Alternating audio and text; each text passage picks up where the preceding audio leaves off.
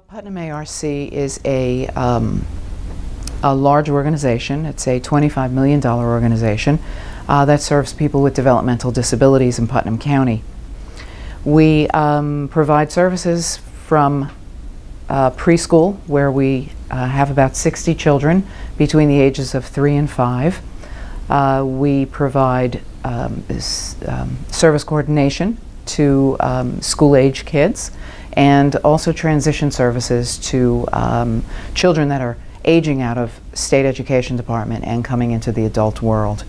Our adult programs, we have approximately 650 people that we serve on a daily basis, and we provide programs such as day habilitation, residential programs, vocational programs, work readiness programs, service coordination, and we also have a large clinic. Our mission really is to help people with developmental disabilities be the best that they can be, to learn the most that they can learn, and to live the best quality life that's possible for them.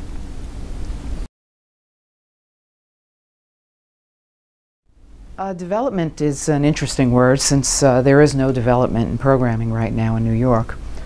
We have developed from a $15 million organization to a $25 million organization in the last 10 years. And now we're kind of trending backwards. Our development and all development on programming has stopped in New York. So to see it develop more, I would love that. There's a waiting list for residential placement.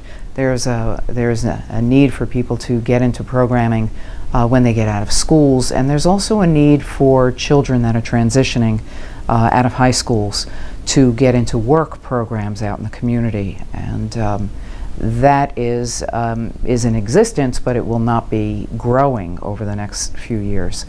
My organization is hoping to maintain what we currently have, provide the services that we currently have, and through attrition invite more people into our service models.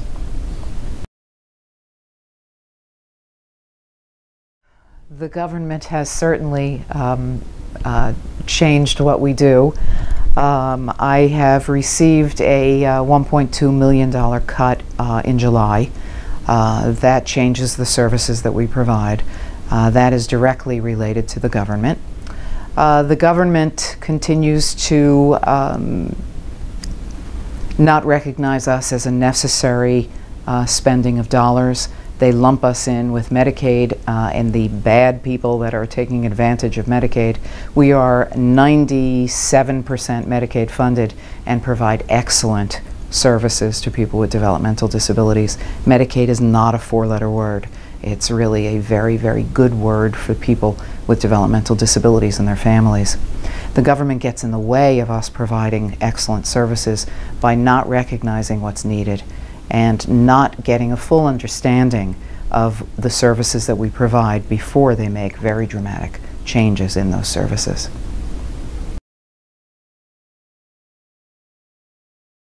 Social media is a very new tool for us at this point. We're on Facebook, we are on Twitter. People have been following us.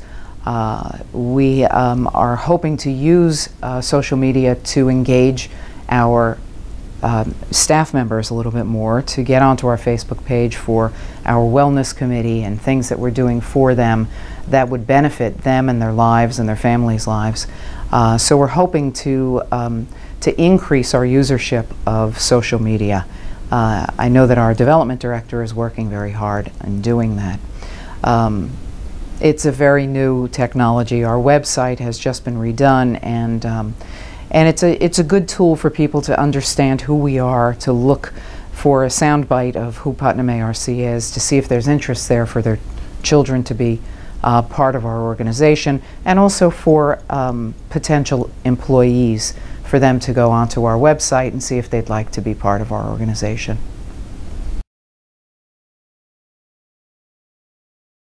Not too much takes me by surprise. I do get surprised by people still having a negative feeling towards people with developmental or intellectual disabilities. That surprises me. which means that they don't understand really what an intellectual disability or a developmental disability is. That'll always surprise me. The other thing that surprises me is the government and the cuts that come to people with developmental disabilities. Again, them not understanding what they're doing and the repercussions of decisions that they make based on a budget need or a budget crisis. It puts people in crisis, and I think that it surprises me when people aren't the first thing that our government thinks about. My top two hopes, the first hope is always that I can give more money to my staff. They make $11 an hour. It's not enough money to live on, especially in New York, especially in Putnam County.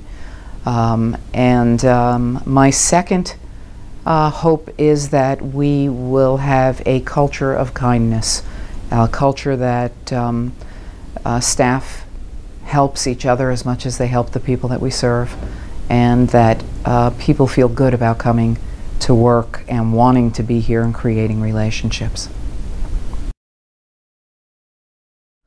I think that one of the things that I try and live by is a quote that says, "Be the difference." And the difference is defined as how we treat each other, how we provide a service to each other, and what we do for each other. Be the difference. Show people in our organization and outside of our organization, in the community, that the people that we serve are no different than they are. Be the difference in showing each other that we're a wonderful place to work, that this field is a very professional field, that the people that work with people with developmental disabilities are on a career path and they enjoy and love what they do. The head tilt when we tell people we work with developmental disabilities needs to go away. We are not doing it because we feel bad for the people that we're supporting. We're doing it because we have a passion for people, that we care about making a difference in people's lives. And you know, I'm a kid from the 60s, and I grew up knowing that being the difference will make the difference, and we have to do that not only for our own lives, but we have to do that for the community at large, for our world at large, because it's a very sad, greedy place. Being the difference is saying, I care, and what I do shows that I care, and because I care, I will make a difference.